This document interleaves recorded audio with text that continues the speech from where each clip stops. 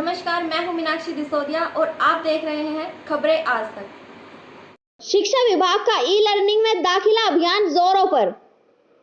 प्राचार्य से लेकर गांव के मुखिया तक को मिली जिम्मेदारी। सरकार गरीब बच्चों को कराए व्हाट्सएप वाला मोबाइल उपलब्ध। हरियाणा शिक्षा विभाग कोरोना वायरस को लेकर प्रदेश में चल रहे लॉकडाउन में बच्चों की पढ़ाई को लेकर बहुत गंभीर है। शिक्षा विभाग के सामने बच्चों को शिक्षा देने में काफी परेशानी का सामना करना पड़ रहा है। शिक्षा विभाग ई लर्निंग के साथ साथ स्कूलों में बच्चों के दाखिले को लेकर भी एक अभियान चला रही है, जिसके चलते विभाग ने सभी प्राचार्यों को निर्देश दिए हैं कि वे सरपंच, अध्यापकगण, अभिभावकगण व एसएमसी स्टाफ के साथ मिलकर बच्चों को दाखिला कराएं। मंगलवार को इसी संदर्भ में गांव सालावास के राजकीय वरिष्ठ माध्यमिक विद्यालय में प्राचार्य विक्रम सिंह की अध्यक्षता में एक विशेष बैठक आयोजित की गई। बैठक में सोशल डिस्टेंसिंग का पूरा पालन देखने को मिला। बैठक को संबोधित करते हुए प्राचार्य ने एसएमसी प्रधान व सरपंच सुमन देवी को निर्देश दिए कि गांव में सभी अभिभावकों से मिलकर नए दाखिले करवाएं। जो बच्चे पहले कहीं दूर पढ़ रहे थे अब यहां पढ़ना चाहता है तो उसकी टीसी ऑनलाइन विभाग को अपलोड कर दी जाएगी और यहां पर उसका एडमिशन हो जाएगा। टीसी अब ऑनलाइन भी मिल जाएगी। सरकार ई लर्निंग के माध्यम से बच्चों को पढ़ाने का पूरा प्रयास कर रही है।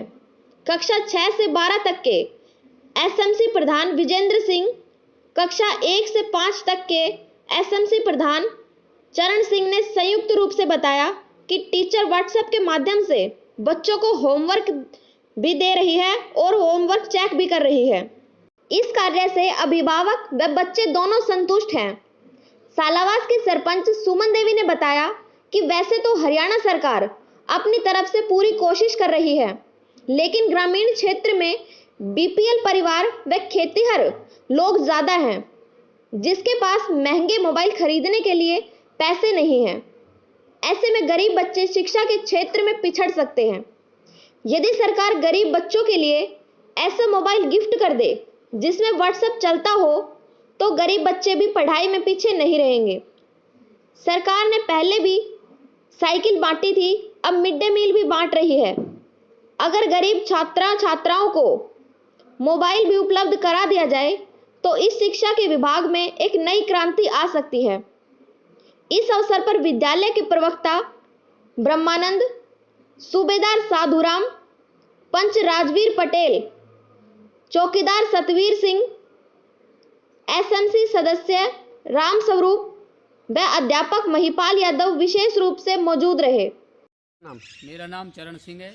मैं पहली से 5वीं तक का एसएमसी प्रधान हूँ, गांव सालावास स्कूल का। सर, आपको छोटे बच्चे हैं आपके पास, तो क्या दिक्कत आ रही है यहाँ पर? व्हाट्सएप पे सही पढ़ाई हो पा रही है उनके साथ या नहीं आ रही है, या टीचर कोऑपरेट कर रहे हैं या नहीं कर रहे हैं? जी, पूरा होमवर्क टीचर फ़ोन पे दे रहे हैं और जिनके पास फ़ोन है वो तो अपना स्वयं, उनके पेरेंट्सों को बताया गया है कि 2 या 4 घंटे उनको स्वयं बैठा के उनका होमवर्क कराएं और उनकी फ़ोटो खींच के पेरेंट टीचर को वापस रिटर्न करें, व्हाट्सअप करें। तो सही चल रहा है जी। और एडमिशन की क्या पोजीशन है आपके यहाँ? एडमिशन जो नए पहली कक्षा में हो रहे हैं उनके तो अभी मैडम का फ़ोन आया था मेरे पास थोड़ी देर पहले। उनके डॉक्यूमेंट्स मांगे हैं मैडम ने, आधार कार्ड बच्चे का, माता पिता का आधार कार्ड और उनकी जन्म तिथि, वो आप ऑनलाइन व्हाट्सअप कर दो उनको। एडमिशन वो पहली कक्षा में नए बच्चों के कर दें। और टीसी लाने में और देने में कोई दिक्कत तो नहीं है? जी, बाहर स्कूलों से तो कोई प्रॉब्लम आए तो पता नहीं, जाना पड़ेगा वहाँ तो। बाकी यहाँ तो नए एडमिशन में तो कोई दिक्कत नहीं आ रही। प्रधान जी, ये बताएं कि जो टीचर इस समय बच्चों से फ़ोन पर वार्तालाप कर रहे हैं, उनको काम दे रहे हैं, ई लर्निंग करा रहे हैं, तो उसका क्या रिजल्ट आ रहा है? कैसे आप टीचर काम कर रहे हैं या नहीं करवा रहे हैं? तो क्या आप इस पर नज़र रख रहे हैं? हाँ जी, बिल्कुल। हमारे गांव के स्कूल के सभी टीचरों ने अपने अपने क्लास के सभी क्लासों के ग्रुप बने हुए हैं और उनमें रेगुलर काम आ रहा है जी। और हम खुद जिन बच्चों के नंबर ऐड नहीं हुए थे हमने खुद लिस्ट दी है मास्टरों को और उनको ऐड करवाया है, और उनका हम निरीक्षण करते रहते हैं कि भाई किसी के पास काम आप तो नहीं मिस तो नहीं है, और हमको जो भी परेशानी होती है उनको खुद उनका सॉल्यूशन कराते हैं। और सभी के पास, हमारे गांव में सभी बच्चों के पास और सभी क्लासों में 6 से 12 तक सभी के पास वो पहुंच रहा है काम, और सभी बच्चे संतुष्ट हैं और सभी टीचर्स भी रेगुलर काम दे रहे हैं उनको। तो सही चल रहा है सब कुछ? हाँ, बिल्कुल सही चल रहा है। तो दाखिले की बात करें तो दाखिला कैसे बढ़ पाएगा?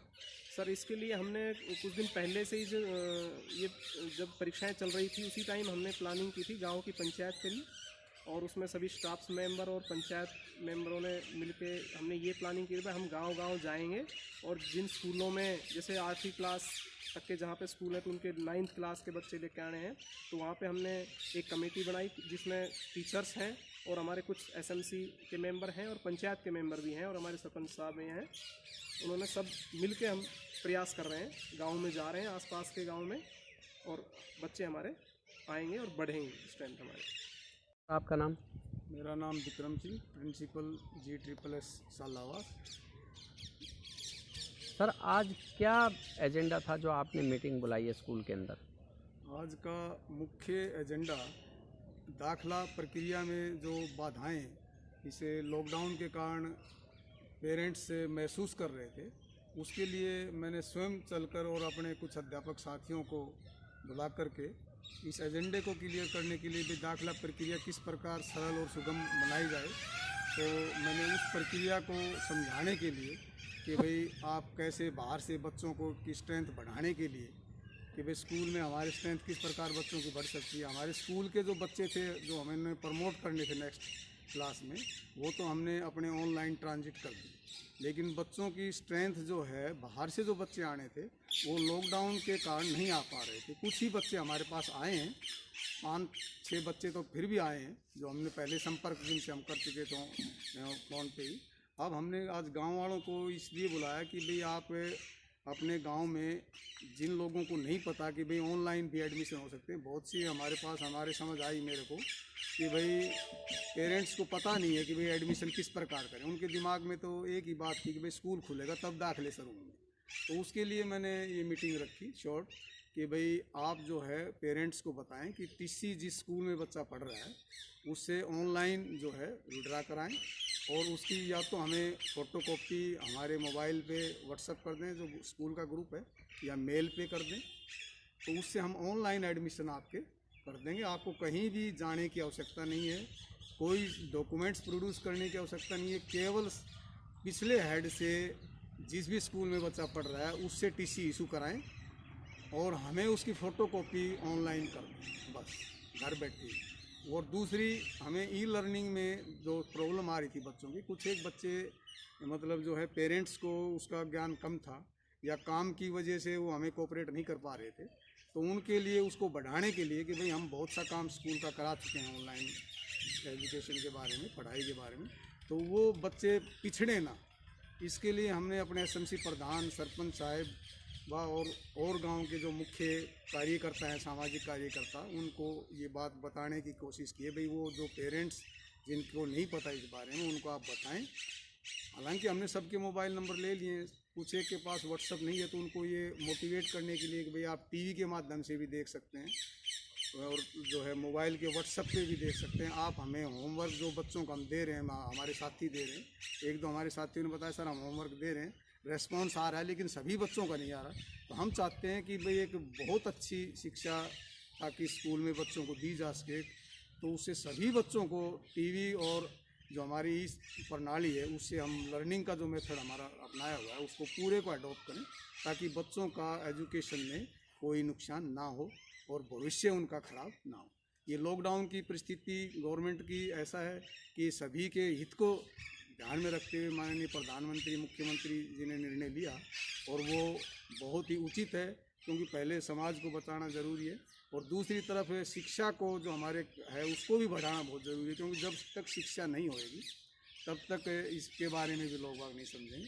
तो हमने बार बार इस बात को कहा भी है और हम संपर्क में, मैं संपर्क में विशेषतः मैं पूरे अपने स्टाफ मेंबरों के साथ संपर्क में रहता हूँ, सरपंच के साथ भी संपर्क में रहता हूँ, एसएमसी मेंबर के हैं, और वो भी मेरे को काफ़ी कोऑपरेशन कर रहे हैं। ये नहीं कि भाई वो हमें रेस्पॉन्स नहीं दे रहे, वो हमारा सारा स्कूल का काम चलवा रहे हैं और बहुत अच्छा चल रहा है। और मुझे आशा है कि अब जो आज मैंने ये मैसेज दिया है पेरेंट्स से संपर्क करने का, जिनसे हमारा नहीं हो पा रहा था, उनसे ये संपर्क करेंगे और बताएंगे कि भाई आप टीचर्स से संपर्क करें, और इससे हम इस जो लाभ हम दे सकते हैं गांव को और बच्चों को, देश के लिए, उसके लिए मेरे साथी और मैं पूर्णतः तत्पर कार्य करें। सर, शिक्षा विभाग ने ई लर्निंग तो चला दी, मगर ये कितनी कारगर सिद्ध हो रही है और इसमें क्या क्या परेशानी आ रही है, थोड़ा इसके ऊपर प्रकाश डालें।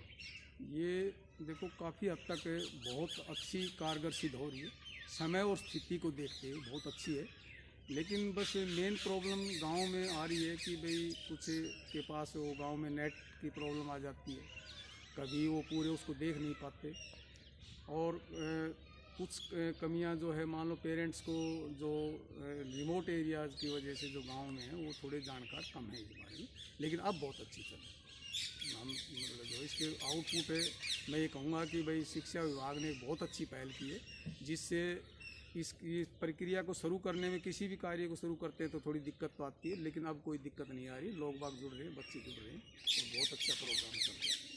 सरपंच साहब, आज आपके गांव में शिक्षा विभाग की बैठक हुई, हाँ जी। और ये बताइए जो ई लर्निंग है, जो बच्चे व्हाट्सएप वगैरह पर पढ़ रहे हैं, तो ये क्या गांव में सफल हो पा रहा है?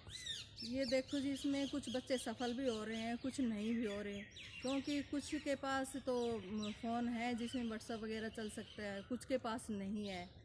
तो मेरी सरकार से यही गुजारिश है कि वे बच्चों को थोड़ी फ़ोन वगैरह दिलाने में मदद कर सके तो कर दें, ताकि उनको एक दूसरे के घर ना जाना पड़े। पहले जैसे सरकार ने साइकिल वगैरह बांटी हैं, बुक्स वगैरह प्रोवाइड की हैं, और जैसे राशन वासन का खाने का ये भी प्रबंध कर रही है। तो मेरी यही गुजारिश है कि जिन बच्चों के पास फ़ोन नहीं है, सरकार उनको महंगा नहीं, फ़ोन सस्ता ही दे दे, ताकि उसमें व्हाट्सएप चल सके और वो अपना जो स्कूल से जो मैसेज आता है, होमवर्क आता है, उसको कर सके और रूटीन से काम उनका हो जाए। आप सरकार से चाहते हैं कि बच्चों को छोटा एक मोबाइल फ़ोन हाँ मिल जाए जी। जिसमें चल जाए, हाँ जी, क्योंकि नहीं तो जो बच्चे हैं, गरीब बच्चे, वो पिछड़ जाएंगे। पिछड़ जाएंगे जी। कई पेरेंट्स तो ऐसे हैं कि बच्चों को सुविधा दे सकते हैं, लेकिन बहुत सारे पेरेंट्स ऐसे भी हैं कि वो सुविधा नहीं कर पा रहे। तो मेरी ये गुजारिश है कि जिन बच्चों के पास सुविधा नहीं है, उनको थोड़ा फ़ोन देने की कोशिश करें, थोड़ी उनकी हेल्प करें, ताकि वो भी अपना स्कूल का होमवर्क रूटीन से कर सकें।